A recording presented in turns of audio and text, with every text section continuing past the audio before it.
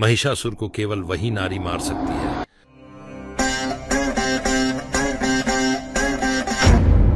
महिषासुर जन्म से ही अपार शक्तियों का मालिक और उससे भी बुरा था उसका अभिमान। उसने कठिन तपस्या की वर्षों तक। जब ब्रह्मा जी प्रकट हुए, महिषासुर ने कहा, मुझे अमृता का वर दो, जिसको ब्रह्मा ने साफ मना कर दिया। तब महिषासुर ने चालाकी की। उसने मांगा, मुझे ऐसा वर दो ना कोई पुरुष, न त्रिदेव मुझे मार पाए।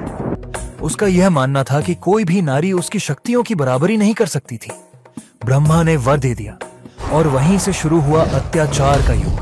महिषासुर ने इंद्रलोक जीत लिया। देवों ने विष्णु, शिव, ब्रह्मा सभी से सहायता मांगी। भीषण युद्ध हुआ, लेकिन महिषासुर का वरदान इतना पावरफुल था कि महादेव और श्री विष्णु भी उसे रोक न पाए। फिर ब्रह्मा बोले, महिषासुर को केवल वही नारी मार सकती है जो देवताओं और त्रिदेव की कंबाइंड एनर्जी को संभाल पाए।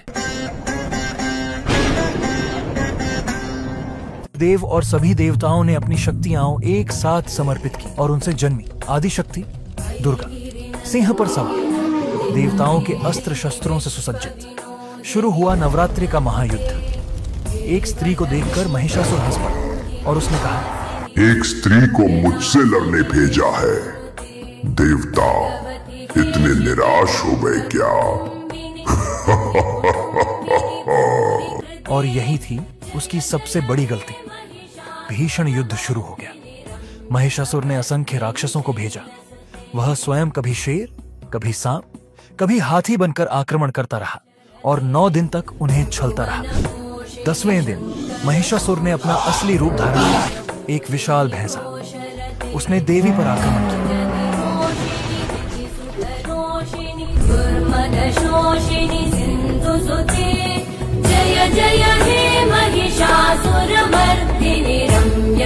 महिषासुर धरती पर गिर पड़ा और धरती का बैलेंस रिस्टोर हो गया। यह युद्ध केवल एक संदेश था।